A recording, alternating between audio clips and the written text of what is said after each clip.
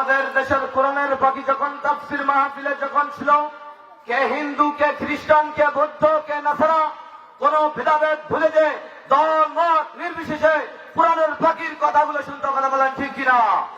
সেই লোকটা যখন কোরআনের তাফসীর যখন সঠিকভাবে করেছিল, রামপন্থী আর বামপন্থী নাস্তিকবাদী মোরতাদ এই হাসিনা কুলাঙ্গার আল্লামা দেলোয়ার হোসেন সাঈদীকে 13টি বছর পর্যন্ত জেলখানার মধ্যে আটকে রেখেছিল, কথা বলেন ঠিক কিনা?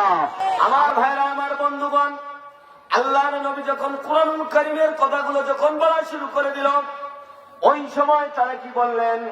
وقال الذين كفروا لا تسمعوا لهذا القرآن والغوا فيه لعلكم تغلبون। আবু জেহেল ডাক দিয়ে বলে, ও আমার নেতা কর্মীরা, তোমরা কোথায়? তোমরা আসো, দেখো আব্দুল্লাহর বেটা মুহাম্মদ যেখানে যে কুরআনুল কারীমের কথাগুলো বলে সেখানেই তোমরা মাহফিলগুলোকে বন্ধ করে দাও। এতদিন পর্যন্ত মুজিবরের বেটি বলেছিল, কথা বলেন ঠিক কিনা? যখন এই শুনতো যে হলো হকপন্থী আলেম ওলামা আসবে, ওরস শরীফ করে কোনো সমস্যা নাই, দোয়া মাহফিল করে কোনো সমস্যা নাই, যদি শুনছে তাফসীরুল কুরআন মাহফিল, এই মাহফিলকে বন্ধ করার জন্য 144 জারি করে, তখন আবু জেহেল করেছিল আর বর্তমান মুজিবরের বেটি করেছিল, কথা বলেন ঠিক কিনা? আমরা বুঝতে পারলাম ওই আবু জেহেল আর মুজিবরের বেটি এরা পার্থক্য না, এরা হলো এদের ভাইরা ভাই, কথা বলেন ঠিক কিনা? আমার ভাইরা, আমার বন্ধুগণ, যখন আল্লাহর নবী কুরআন ছাড়া দাওয়াত দিয়েছিলেন, ওই সময় বলেছিল, আবু জেহেলের মুখ থেকে বাইরে হয়েছিল মুহাম্মদ হলো আল আমিন, মানে বিশ্বাসী। আর যখন কুরআনুল কারীম দিয়ে যখন কথা বলল, আলা লাহুল খালক, আমার সৃষ্টি যাই চলবে তার, তখন এই আবু জেহেল আমার নবীজিকে বলল প্রতারক, ধোঁকাবাজ, কথা বলেন ঠিক কিনা? জঙ্গি বলে গালি দিল, ধর্ষণকারী বলে গালি দিল। আমাদের কোরআনের পাখি আল্লামা দেলোয়ার হোসেন সাঈদী 50 থেকে 53 বছর পর্যন্ত এই তাফসীর মাহফিল করে গিয়েছে। সেই চরিত্র, সেই ফেরেশতার মতো চরিত্র মানুষদের নামে যখন মিথ্যা কলঙ্কার দিয়েছে, সেই আল্লামা সাঈদী একটা কথা বলেছিল, 12 কোটি মানুষ লাড়া দিবে, গাছের গোড়া লাড়া দিবে, দাদা বাবুর যে দিল্লি যা পড়বে, কথা বলেন ঠিক কিনা? কোরআনের পাখি যা বলেছিল তা হয়েছে কি হয় নাই? আমার ভাইরা, আপনারা কি রাগ করতেছেন? এতে দাঁড়া উঠে যাচ্ছে। এ ভাইয়া ভাই, আপনি উঠছেন কেন? কি সমস্যা? আর আপনি যদি উঠে যান, দেখেন কে উঠে যায়, যারা উঠে যাবে 16 বছর যারা দেশ চালাচ্ছে তারা ওই দলের লোক, কথা বলেন ঠিক কিনা? দেখেন তো কে যায়। আমার ভাইরা, আমার বন্ধুগণ, আল্লাহর নবী যখন কুরআনুল কারীমের সঠিক কথা যখন বলা শুরু করে দিল, আবু জেহেলেরা ভালো লাগে না। আবু জেহেল এবার আল্লাহর নবীর নামে মিথ্যা কথা বলা শুরু করে দিল, আল্লাহর নবীকে পাগল বলল। আল্লাহর নবী একটু মন খারাপ করলেন। আল্লাহ রাব্বুল আলামিন কুরআনুল কারীমের আয়াতকে নাযিল করে দিলেন, ওয়া মা আরসালনাকা ইল্লা রাহমাতাল লিল আলামিন। যারা বলেন আল্লাহু আকবার। কষ্ট হচ্ছে ভাই, কষ্ট হচ্ছে, আলোচনা চলবে। আমার ভাইরা, আমার বন্ধুগণ, আল্লাহর নবীকে আল্লাহ ডাক দিয়ে বলেন, নবী গো, আপনি কোনো টেনশন করবেন না গো নবী। আবু জেহেল বলতেছে, আপনি যেহেতু পাগল, আপনি কোনো মন খারাপ করবেন না। ওই মক্কা নগরীতে যখন মানুষগুলো আসবে, তোমাকে পাগল মনে করে করে তোমাকে দেখার জন্য আসবে, আর আমি আল্লাহ তাদেরকে হেদায়েত দান করে তোমার হাত দিয়ে কালিমা পড়ে মুসলমান হয়ে যাবে। সুবহানাল্লাহ বলবেন না? বাড়ি যা বলিয়েন ভাই, সুবহানাল্লাহ বললেও দোষ, কথা বলেন ঠিক কিনা? আমার ভাইরা, আমার বন্ধুগণ, তাহলে আল্লাহর সাথে বন্ধুত্ব করতে গেলে 1 নম্বর শর্ত কি? কোরআন পড়তে হবে। আজকে কোরআন পড়া জানিনি আমরা। কুরআনুল কারীমকে শুদ্ধভাবে তেলাওয়াত করতে হবে। বলেন তো দেখি, এই কুরআনুল কারীমকে পড়া জানি কারা কারা আর জানি না কারা কারা? এখন যদি হাত তুলে বলে, আমি হাত তুলতে বলবো না। কারণ কোরআনুল কারীম শিখার দরকার আছে না নাই?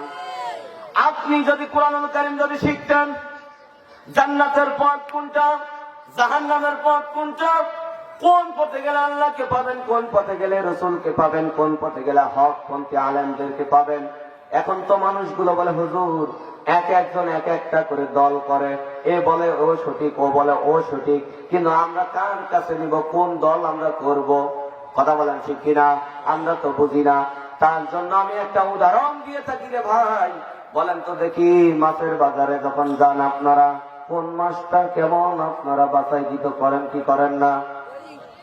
কই আওয়াজ দেন না তো। যখন আপনারা আলু কিনতে যান, আলু যখন কিনতে যান আপনারা, তখন যা এত টিপাটিপি করে দেখেন, ভাই এটার দাম কত, এটা কত। আবার মাছ যখন কিনতে যান, মাছকে যা টিপে টিপে দেখতেছেন, এই মাছটা কত, ওই মাছটা কত। কথা বলেন ঠিক কিনা? আপনি পচা মাছ আর ভালো মাছ বোঝেন কি বোঝেন না? যারা কথা বলে না এরা কয় না, এরা বোঝে না, এরা বোঝে না। পচা মাছ আর ভালো মাছ আপনি বোঝেন না ভাই? আপনার বিবেক কি ওই জায়গায় কি খাটান নেই? আপনি পচা মাছ আর ভালো মাছ বোঝার ক্ষমতা আপনি রাখলেন, কিন্তু কোন দল করলে জান্নাতে যাবেন এটা রাখলেন না। কেমন মুসলমান আপনি? কথা বলেন না কেন? কোরআনের পথে যারা বলেন, আমার আল্লাহ বলেন ওয়ালতাকুম মিনকুম উম্মাতুন ইয়াদউনা ইলাল খায়রি ওয়া ইয়া'মুরুনা বিল মা'রুফি ওয়া ইয়ানহাউনা আনিল মুনকার। জোরে বলেন আল্লাহু আকবার। আমার আল্লাহ রাব্বুল আলামিন বলেন দল তোমাদের মধ্যে একটা থাকা দরকার। এবার আসেন কোরআন থেকে নিব কোন দল করা দরকার। আমার আল্লাহ রাব্বুল আলামিন বলে এমন একটা দল তোমাদের থাকা দরকার, যে দলটা সৎ কাজের আদেশ দিবে, অসৎ কাজের বাধা দিবে। এই দল বাংলার জমিনে আমরা দেখেছি কারা সৎ কাজের জন্য আদেশ দিয়েছিল, আর সৎ কাজের যখন এ ভাই উঠতেছেন কেন ভাই, উঠতেছেন কেন? এটা মনোযোগ দেন আমার দিকে মনোযোগ দেন। আমার ভাইরা, আমার বন্ধুগণ, সব করার ভিতরে আমরা আজকে যদি আমরা পচা মাছগুলো, যদি টাটকা মাছ কোনটা, পচা মাছ কোনটা, এগুলো যদি যাচাই বাছাই করতে পারি, আমার ভাইরা কোন দলের মধ্যে গেলে জান্নাত খুঁজে পাওয়া যাবে, সেই দল আপনি যদি না বোঝেন, আমি তো মনে করি মুসলমানের সন্তান হওয়ার পরেও আপনার নামটা মুসলমান আর থাকে না। ঠিক কিনা? এইখানে যখন কোরআনুল কারীমের যখন শক্তি ব্যাখ্যাগুলো তুলে ধরবেন, ওই সময় তারা বলেছিল, আবু জেহেল যেমন করেছিল, আব্দুল্লাহর বেটা মুহাম্মদ যেখানে কোরআনুল কারীমের সঠিক কথাগুলো বলবে, তোমরা যা কি করো, হট্টগোল শুরু করে দাও। আমাদের 16 বছর পর্যন্ত এই তাফসীর মাহফিলগুলো, বিশেষ করে মুফতি আমির হামজা ভাইয়ের নাম শোনার সঙ্গে সঙ্গে 100% গাড়ি করতে। কথা বলেন ঠিক কিনা? আমাদের কোরআনের পাখি যখন কোরআনুল কারীমের সঠিক ব্যাখ্যাগুলো বলেছিল, ওই সময় বাতিলদের সহ্য হয়নি। কথা বলেন ঠিক কিনা? আমার ভাইরা, প্রধান বক্তার আগমন এলাকাবাসীর পক্ষ থেকে। আপনারা উঠতেছেন কেন ভাই?